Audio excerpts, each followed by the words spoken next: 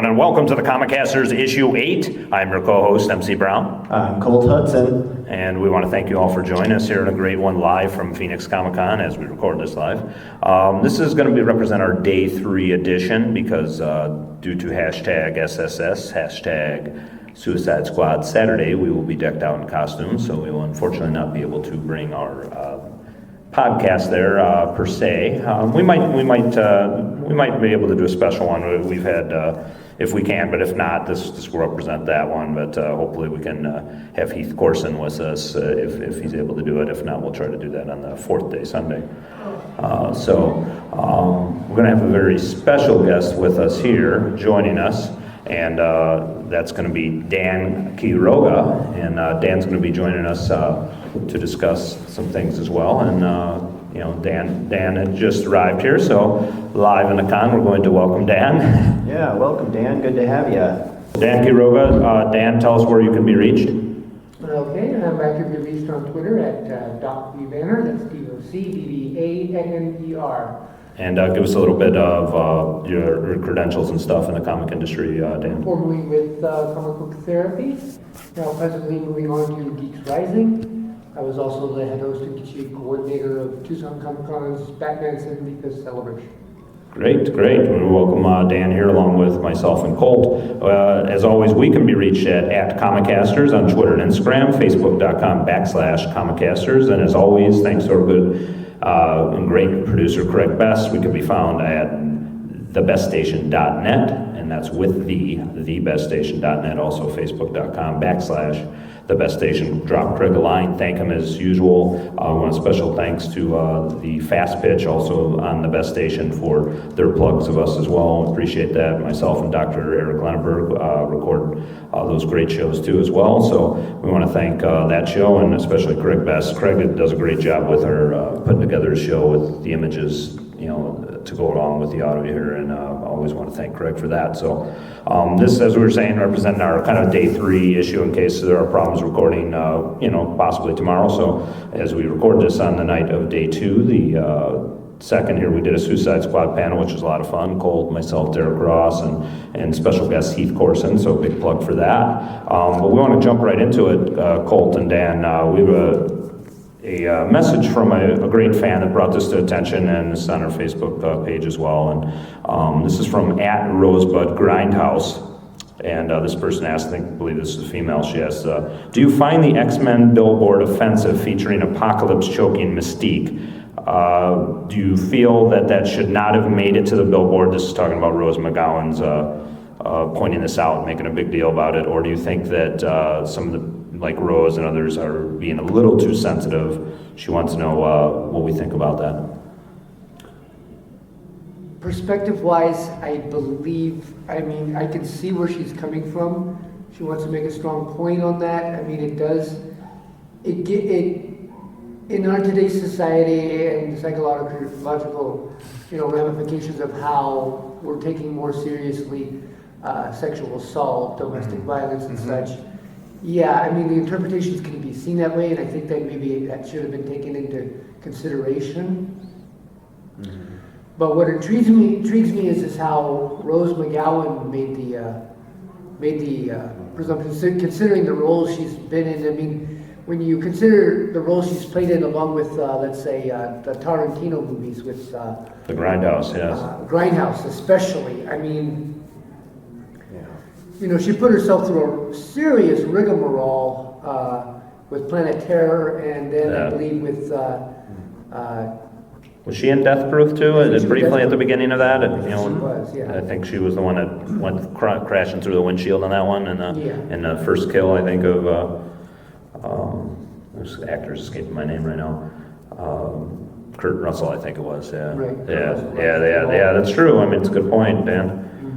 But I don't know, Cole. What do you think? You've seen the image, obviously, of course. Do you think that maybe a little bit of hypersensitivity here, or what do you think? I think hypersensitivity is the perfect word. Yeah. Let's take what we know about X-Men. Apocalypse is a god. Oscar Isaac, kind of a big guy playing the role, and then Mystique, we have Jennifer Lawrence. These are two big, iconic characters in the X-Men series. So to think that this is something that's portraying domestic violence or intimate partner violence, I think is a little bit overboard, personally. Yeah, like a man bullying a woman or something like that. Right. It is, I mean, they quick to attack the ones who do say, hey, well, they're mutants. I mean, I think my biggest defense maybe of it, because that's not the first thing I thought of when I seen an image. You're assuming that people think that, and there's going to be some people that will. Unfortunately, they might be triggered by that. But I'm thinking, here are arguably the two most popular actors in the film. Mm-hmm. You have Oscar Isaacs. He's been in most everything. You know, Poe Dameron from Star Wars. You know, he was in the robot. He was in the robot movie, and it's escaping me too now. The artificial intelligence one. I know he was in there. Ex Machina. Yes, thank you, Dan. And I haven't even seen it yet. Yeah, thank you very much. Yeah, great movie too. But yeah, he's so popular now, and there's, you can't say enough about Jennifer Lawrence. She's in, Hunger Games. She's in, so many things out there that, it's not the first thing I think of. Like when I think of it, it's like, they're decked out. It's like Mystique is not the, when you see Mystique on that billboard, it's still not the prototypical woman. It's like you're not looking at that. It's like two blue characters attacking each other. It's like it's a cartoon. You also have to take into the context that Mystique is so drawn over as a mutant. She's a plasma form. She's a animorph, so to speak. She can take on multiple forms. She's also portrayed in, especially in Days of Future Past. She's portrayed as a badass, or like a complete, just trained martial arts. At that point, she had trained herself to be, quite, possibly one of the best espionage artists, mutant-wise and stuff too. So she's pretty formidable. So I think that's showing it. Look how powerful Oscar Isaac's Apocalypse is, that he's grabbed this strong woman, this strong female mutant, and he's got a hold of her, and that's intense. I could see the complaint if you don't know anything about the movie, but, it's like you got to look at the contents. It is X-Men, and only the strong will survive, I think it says on the billboard, and it's just... everything offends everybody now. Oh yeah. What it concerns me, I'm trying to be sympathetic to both sides, and understand both here. But what I'm also seeing is the fact that normally, when you go with a promotional for a major comic book motion picture, you're actually going for something in a not so much a scene telling a story, but a muralistic approach to expressing the characters, like in the Star Wars posters. You had Darth Vader in the background, and the characters in various poses. Han Solo with his gun right here, Luke with his posed down with his lightsaber here,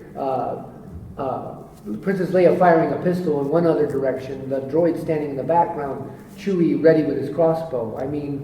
There wasn't any action of a Darth Vader choking the life out of an Imperial officer. And then in the other way, I guess you could say, well, because I know there's been like the sexy females in the posters and stuff. If you had all the, there should be complaints if all the female X-Men were in provocative poses on there, or just a real provocative Psylocke, and she's the scantily, probably the most scantily clad in the film. But there's always going to be something you can spot out if you want to see it, and that's the thing. Like I think if you watch then the movie, it's like Apocalypse and Mystique violence is not the theme of it's not like that's what's happening in the film. This is mutants battling a godly mutant, one who's the first mutant who is empowered with powers of celestials. It's like man versus God, woman in that case too. But I still think you're underestimating, like, Mystique is helpless. She's a powerful mutant in her own right. Absolutely. And this isn't a picture of a husband and wife on the billboard and he choking her. And like you said, these are two mutants. Arguably, not even human. And it's an action film where it's good versus bad. This is something we should expect in a film. It certainly draws attention. And I guess they're saying, like, maybe we didn't really, be looking at that. I think that was Fox's official statement on there. And it's because they probably weren't, because they probably were thinking this is a promotional image that's of two powerful mutants fighting each other. Right. But to a sensitive eye, that they want to see what they want to see on it. That's not even a context of the film. So it's like, it's hard. I can understand being very cognizant of the importance of that, if that's the message they're sending. I don't believe that is the message that's being sent to the billboard, but I mean, I guess if you want to see that, you can, but Rose McGowan was pretty outspoken about it. I think it would be impossible to make a film that would offend absolutely no one. You wouldn't be able to make a film that way. Right. Somebody's going to pick out something and they're going to say, well, that's an issue. Oh, gosh, oh, look at that. I mean, yeah. Right. Yeah, it's makes it difficult, I think, from their perspectives. You know, I guess it all this maybe does, and maybe that's the point of her doing this, is to make them ultra sensitive to whatever promotional billboard or material they release to you know. And I don't know where that leads. If it just goes to what Dan was saying, you just have, you know, poses on on your poster, and you're not trying to draw on anybody. I mean, the billboard where you're just supposed to put all their heads on it, right. You know, like a Suicide Squad image, and just have all their heads with their names underneath there or something. It's just if it's just a striking image they were going for, that's certainly one. But I just don't. The message is I guess what they were afraid of. And like Dan said, in Star Wars, everybody's in a powerful pose. What do? Do we have people with their arms at their side now for every movie that comes out? Sure, I understand what they're saying. Like that, you know, we can't have it where they're always just posing. But what I'm getting at is the fact that, you know, they're telling a story from right there. That's fine. Yeah. I just mean, I think what drew McGowan to that fact is that you know, presuming that is that, you know, we don't normally see an action sequence, you know, showing, you know, a tense moment like that being displayed for a promotional billboard. Again, like I said, the muralistic approach that, say, like Star Wars has always done for displaying what's going, you know, for giving the image of what the movie's about, was always the generalized approach for a lot of things. I mean, if you look at Captain America, the first Avenger, it's in a muralistic approach. So yeah, that's you know, the Civil War images are what they are. I mean, there are men and women squaring off in that. I mean, what are you supposed to take? I think, you know, obviously that she is in the grip of Apocalypse, and to what Dad's playing devil's advocate too, like that she's in the grip of Apocalypse maybe is the image. Maybe she's like a woman in the grip of a man, but it's like you're really kind of taking stuff out of context. I mean, that's a god they're fighting, you know. So at the end of the day, it is Oscar Isaac's a man portraying the part, but it's a little bit different as far as you know, the context you want to read into it is like I said, like Colt said, you know, you can find offense in anything if you're looking for it. Yeah. I mean, personally, I would just let it go. Yeah. I mean, but I'm just saying I can understand where they're coming from simply because, you know, it is one of the first quote unquote striking images that you don't commonly see it at all. Yeah. Good. So we're gonna get to one of our regular segments on this one. It's the Riddle Me This. So I'm gonna read 3 clues. And it's a regular segment here on Comicasters. And of course, we've got to pay the bills at the station break. And when we come back, we'll have the Riddle Me This reveal. Colt may have I believe a assignment interview may have to go on, so he may not be able to join us when we come back. But we will be discussing DC Rebirth and Hope possibly returning to the DC Universe, Jeff Johns' roles in possibly getting the movies back on track, and previewing a little bit about Killing Joke. So all some good stuff here, and then you know, we'll obviously give you the Riddle Me reveal after this. So I'm going to read them here, or would you like to, Cole? No, go ahead. Okay, so I'm going to read the Riddle Me This for this week. I was created by Stan Lee and Jack Kirby. My brother, wife, son, and daughter are all mutants. My father is also a leader of a team of Marvel spacefaring adventures. My nickname is Slim. So when we come back, all these clues will lead to one direction. We shall find out when we come back. You are listening to thebeststation.net, home of the best station, the best music for the best audience. Now featuring the best podcasts for the best audience. With such podcasts as The Fast Pitch, starring MC Brown and Dr. Eric Lenneberg, covering any and all related MLB news and current events. And now featuring the Comicasters, starring MC Brown, Colt Hudson, and Derek Ross. On location for comic book conventions, reviewing comic book trades and collections, and anything and all related comic book movies, news, and events. This is a presentation of thebeststation.net. The Best Station. The best music for the best audience. It's Muhammad Ali's boxing ring with Muhammad Ali and opponent. You can snap the fighters into the long-range activators and ring the bell to start. Pretend you're having a championship fight. Squeeze the trigger to make them box. Pretend you're in the champ's corner. You can control all the boxing action. Imagine it's a knockout. And Muhammad Ali's still the champ. Muhammad Ali's boxing ring with Muhammad Ali and opponent. Some assembly required. New from Mego. Do you love fish sticks? Looking for the tastiest and healthiest brand? Then it's time for you to try Aquaman's, the fish sticks with a kick. Look for them at finer seafood outlets everywhere. Aquaman's fish sticks are a 100% non-fish product. They may or may not contain any fish at all.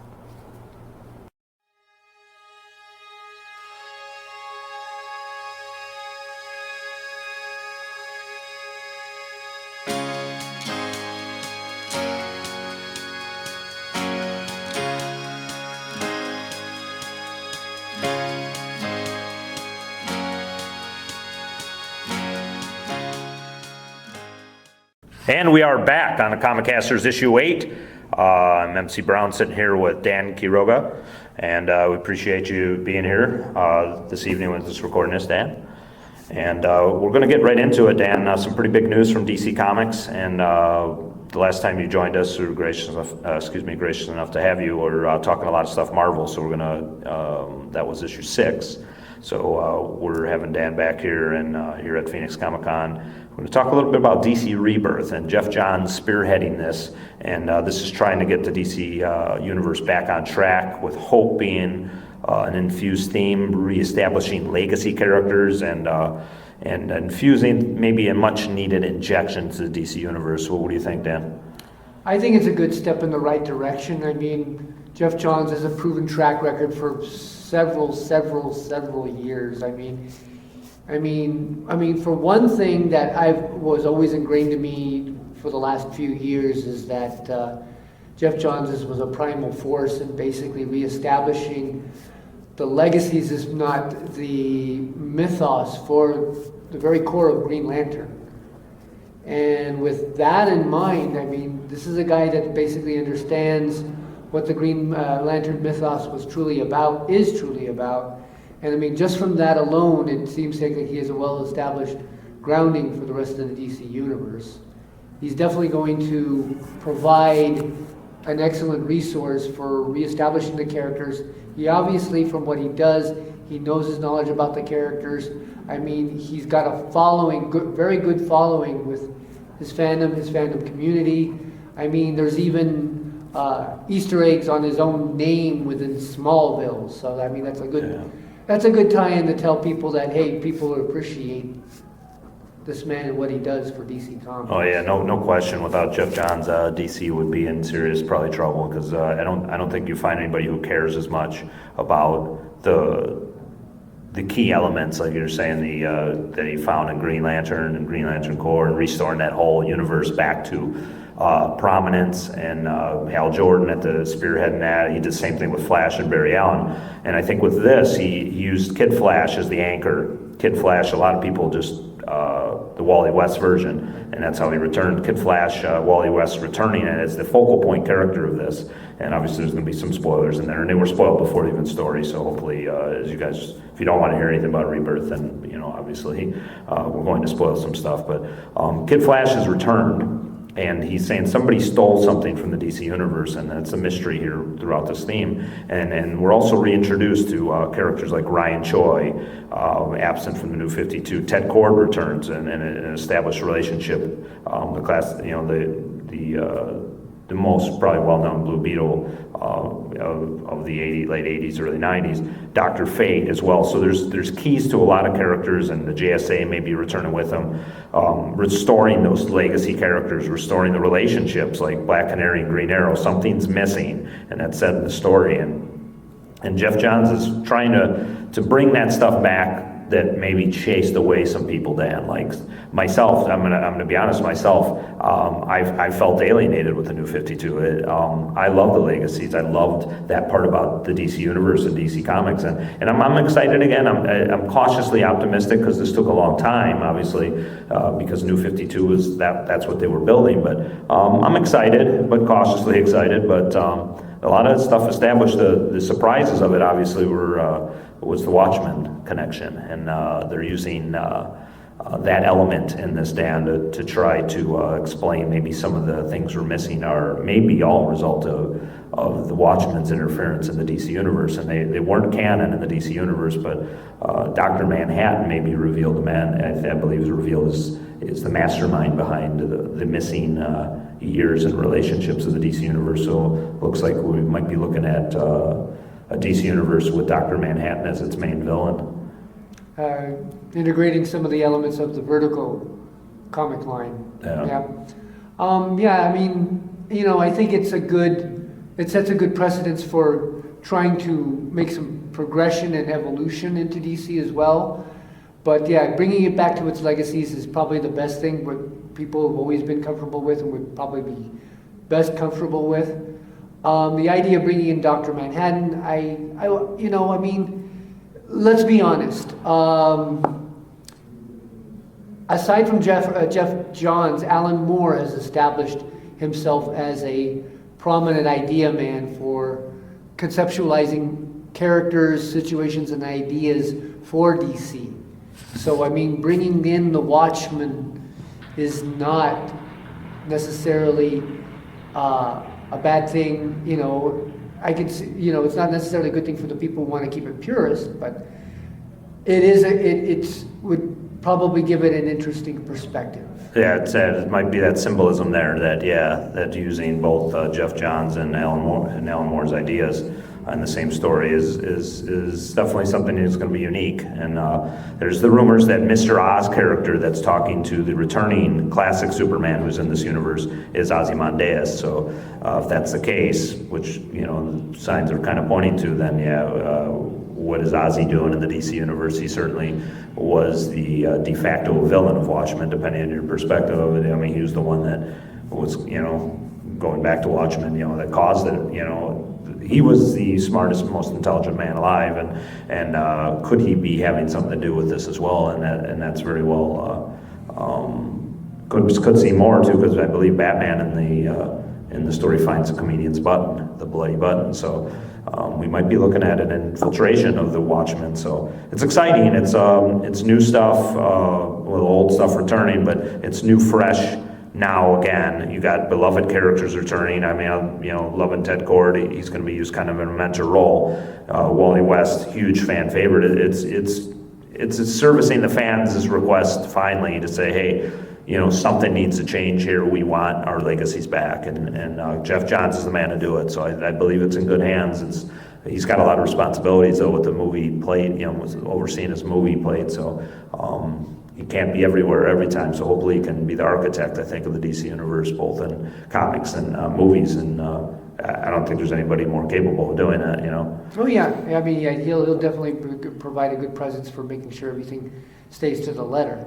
But again, with going with this, it may not be putting everything in the canon perspective entirely, but adding in again the Watchmen characters would be good. I would especially be intrigued to see a little bit of tension interest between the motives and MOs for the way Rorschach does business as opposed to, say, like The Question and Batman, because that can be grounds for a real good tension in the story between the heroes. Yeah, somehow finding a way I guess when you're dealing with Dr. Manhattan, he could bring Rorschach back. If he can snuff out Rorschach, he can easily snuff him back into life. And he could actually put the whole entire Watchmen, the Minutemen back into play here in the DC universe. So when you're dealing with Dr. Manhattan, you can really do anything because that's the character's, kind of power set as anything is possible. So, Batman squaring off against Rorschach or possibly teaming up with him.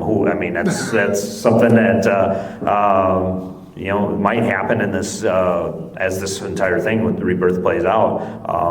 and it's kind of like, hey, it's like we haven't seen it, so it might be something that if done right, the Watchmen infiltrating the DC universe could be something very unique and exciting for all the fans, I hope. I would love to see it simply because you know from experience from either the graphic novels or the movie itself, Rorschach's MO is pretty visceral, even far so than Batman. Yeah, Batman from Batman versus Superman, pretty vicious too. But, vicious. With Rorschach is even that much more so. Yeah, Rorschach, I think, is even more heartless, I think, to the criminal community. So, yeah, it's gonna be good stuff. So we're gonna kind of wrap this part up, but the second part of what we're gonna be talking about, speaking of Alan Moore, is DC's release coming up in early August, The Killing Joke.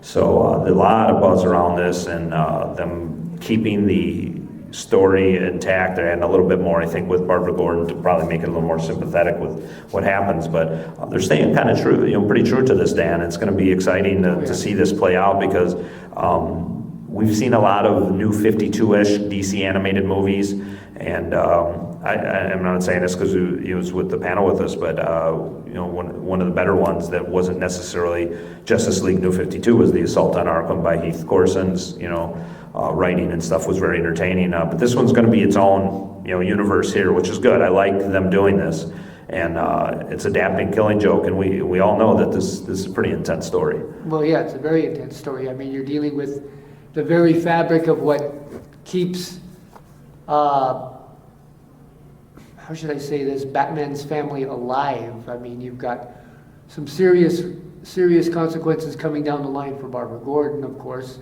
which obviously we won't go into right now because obviously it's too much of a spoiler, but for all the fans that know what happens, it's some serious stuff. Yes. I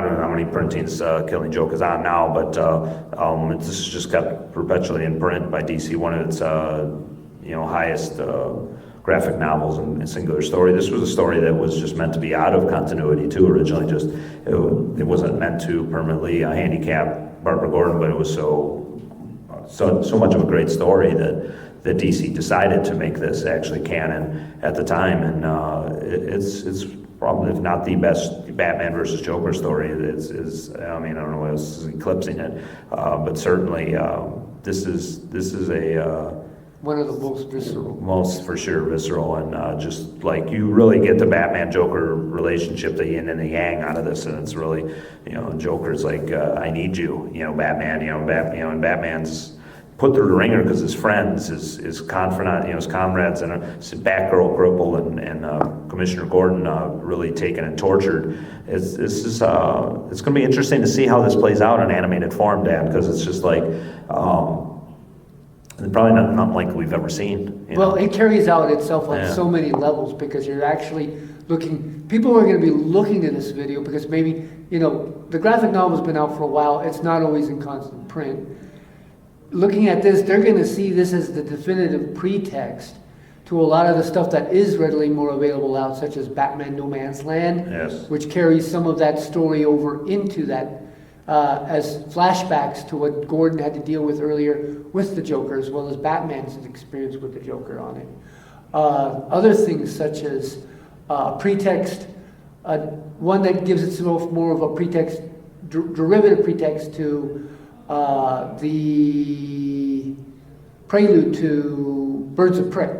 Yes. Where you're finding out the origins for some of these characters is involved where Barbara Gordon was in her pre-Oracle context before the Joker did her in, and she shifted responsibilities, quote unquote. Yeah, John Ostrander and Kim Yale, to tie us back, Suicide Squad, they took Barbara, who was on the shelf, and they actually, before she had graduated into Birds of Prey, they made, because she was always smart, obviously, her capabilities, abilities, they took that part of her character and they really expanded that and made her the Oracle that we grew to know and love. And I loved her as Batgirl. So there's but some fans never wanted to see her leave Oracle. It's what she symbolized for both as a hero in the handicapped community and just in general, like just showing, hey, through adversity you can still overcome. But they just did such a great job utilizing her from that and making that, Oracle character stick that, she became an institution in the DC universe for so long. And like you said, it graduated to Birds of Prey. That became, TV series, great series, long running. Short-lived. The original Birds of Prey going over 100 issues and stuff. So, certainly Oracle's presence heavily felt. And with them expanding the Batgirl story, I think what they're trying to do with this is to make us feel it more, or maybe some of the viewers who are maybe a little bit younger didn't remember as much Barbara Gordon are going to feel the pain more maybe of seeing her in action as Batgirl before this, basically crippling taking event. her out of the action, her contemplating her life, her contemplating, her cruel fate that the Joker happened to wind up at her place, where she's at, and take her out. Yeah. So this is going to be intense, and hopefully, obviously in a good way, because the unique stories, the classic, bigger, larger-than-life stories. Killing Joke is right up there in one of the biggest in DC Universe, and it's just, I think, obviously Batman's one of their top sellers, no matter what Batman video they're putting out. This is very much a Joker story, which that's going to help sell it too. Everyone is familiar with the Joker and stuff, and it's just like.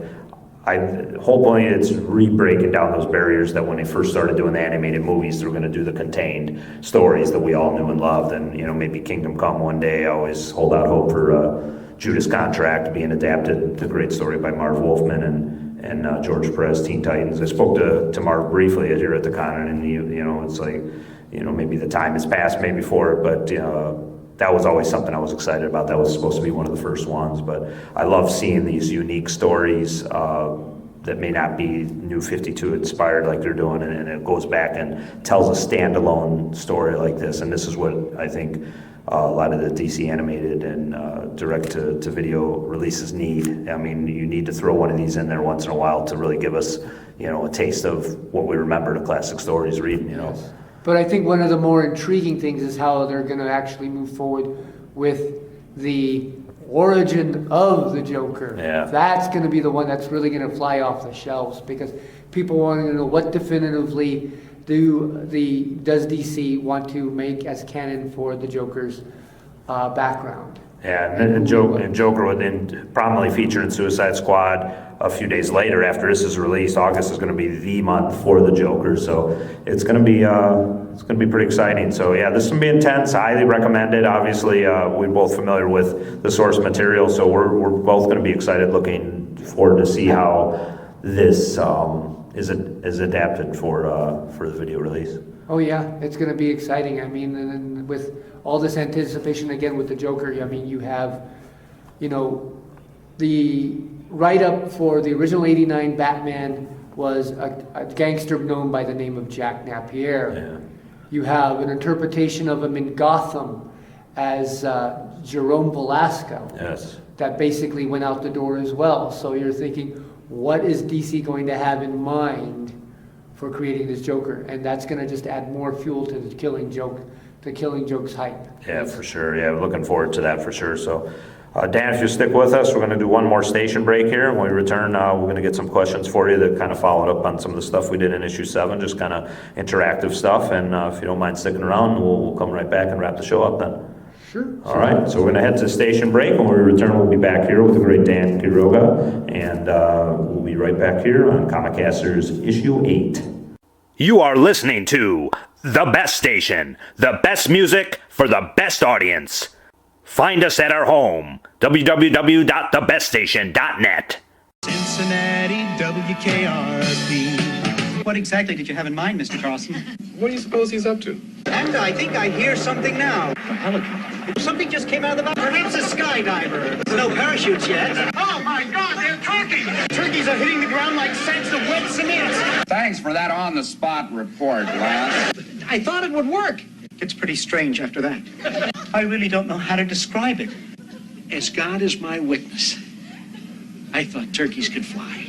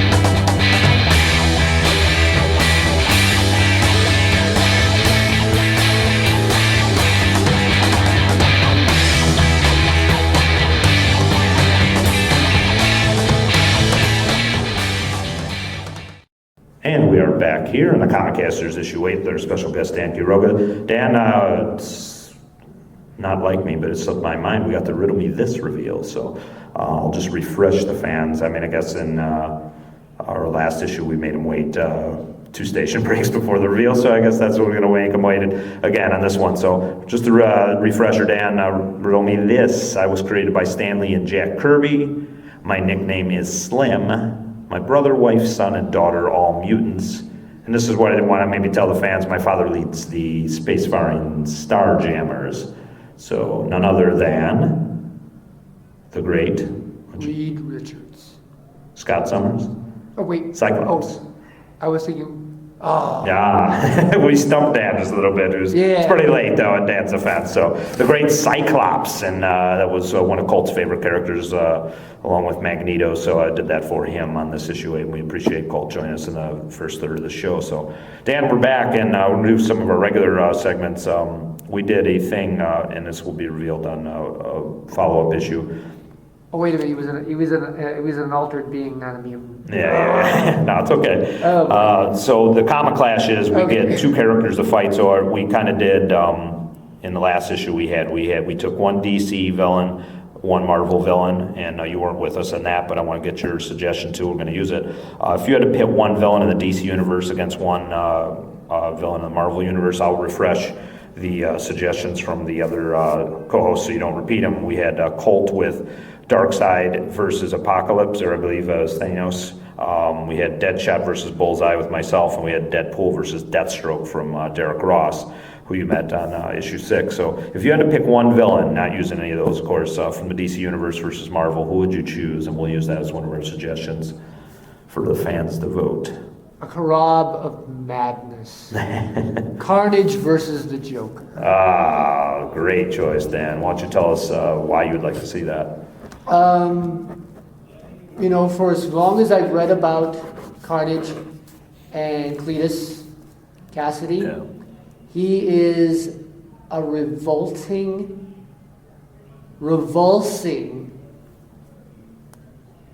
unremorseful, sick, twisted pile of madness. Yeah. The man doesn't see A to B on his conscience for doing the things that he does and keeps at it, causing terror, destruction, death. I mean, if he were to have really gotten into Peter's life, he would have probably have killed Aunt May altogether. I mean, this is a madman times exponential. I mean, he's like Venom, only, maybe a little leaner, but just as meaner. Just psychotic, definitely. Pure psychotic. Yeah, and the versus the Joker. I mean, that would be what a matchup that would be. That's cool because we have, Deadpool against Deathstroke. That's going to get a lot of people, hyped and stuff. That's a good matchup. I can't wait to see what the fans will vote on and see. And in our future show, we'll discuss this matchup. Hopefully, we can have you join us. And it'll be a good one. That's a great suggestion. It's funny you said that too, because I was on the last issue, which was earlier that we recorded it. We had a new segment here on the Comicasters called Recommended Reading, and what I suggested earlier, which is what I'm currently reading, is DC's Amikami Girls. So since you had mentioned Carnage, I'm gonna have another one here, and I'm gonna actually suggest the fans to read Carnage in the USA, which the great Clayton Crane drew it, just beautifully drawn, and if you want a great Carnage story, for me, I love that one, and I highly recommend it. So to turn it back to you, Dan. So since you weren't with us like last issue, with this recommended reading, what are you reading right now that you highly suggest to the fans, and what can you plug and say is must read from your pull list? Recent or just ready? It could be anything in general. Just if it's recent, great. Or both, if you want. But what are you currently reading? What I found fascinating lately for reading in DC or Marvel, I would highly recommend Superman Truth. Superman Truth really caught my eye. It's basically Superman defiled not in the more violent ways, but more in the mild ways, but in the most effective ways to totally undo him. I mean, you're talking about a story where Superman exposes himself to Lois in the most inconvenient and untimely way. His identity is totally shot. He is losing his powers. He is at odds with everyone that he loves, knows, or cares about.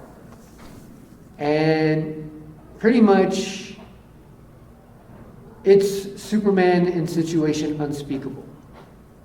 And that's what really intrigued me about Superman Truth. Would be one extraordinary piece of work to watch and see how... Hey, shut up and listen. I got you, bro. And in this, Are you guys rehearsing? I'm sorry. no, we're recording actually. Oh. Yeah. Thank you. Just that interruption there. Yeah, Superman Truth was a that's what the new 52 story, right? It's like one of the last stories within there. So, that's something fans can find right on their shelves pretty easily right now then, right? Yeah, so, that would be great. Yeah, that's, and on Superman Truth, who's the creative team on that? So I was looking up there, it was like because I think Yang was the writer, was it Gene Wayne Yang? I'm checking on it right now because it was.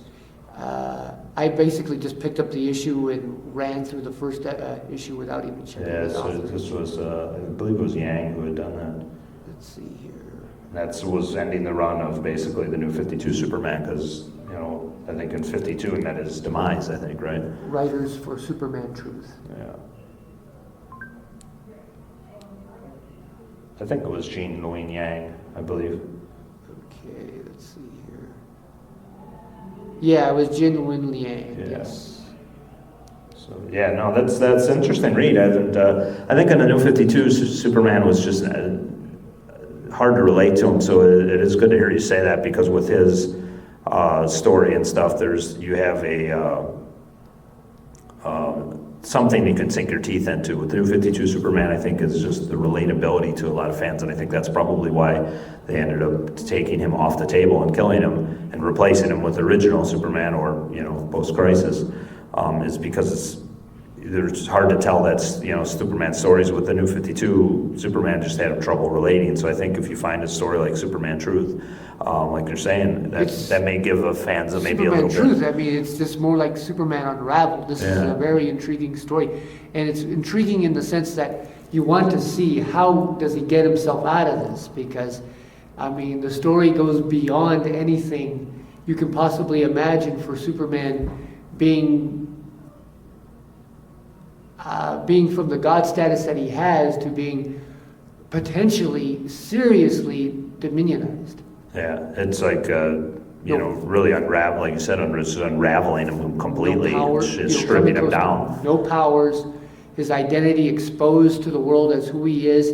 I mean, if his mother is still alive, she's in very mortal danger of any repercussions that people want to do on Clark. Without question, with Clark Kent exposed, and those are stories they can't normally do if like Superman's going to stay alive too. So I mean, obviously with New 52 Superman's demise, it sets that up perfectly to see how that would unravel, and then obviously they have to hit the reset button afterwards with New Rebirth. But it sounds a very intriguing story. So we'll look forward to reading that for sure. So recommended reading from Dan is Superman Truth. So that's great. We're going to wrap up the show here, Dan, and so we want to appreciate you joining us here this evening. Phoenix Comicon and on the Comicasters. As always, Dan, you can be reached at Doc B Banner, correct? And we can be reached at Comicasters on Twitter, Instagram, Facebook.com/Comicasters, and is always found on thebeststation.net under the guys of the great Craig Best, our producers, who you just click on thebeststation.net and click on the Comicasters link, and all of our shows are archived there. Previous show, issue 6 with Dan himself on there. So we appreciate you joining us there, Dan. Thank you very much. No problem. Thank you. And as always, look for more great episodes and issues of the Comicasters. We're going to be dropping some guest-related interview shows, which will be a little bit unique to the show too. So, or some shows with con guests in here, so we got hopefully some great ones coming up for you. Confirmed, we have it on the table, but when they're actually recorded and delivered, we'll kind of, maybe let the cat out of the bag on Twitter and Instagram and Facebook as well. So look forward to some more shows, and Dan, hopefully you can join us again in the future. Appreciate you here at the con and recording with us. Sure. So we're going to wrap this up for Comicasters. This has been Comicasters issue 8 for the great Dan Quiroga. I am MC Brown, and we want to thank you all.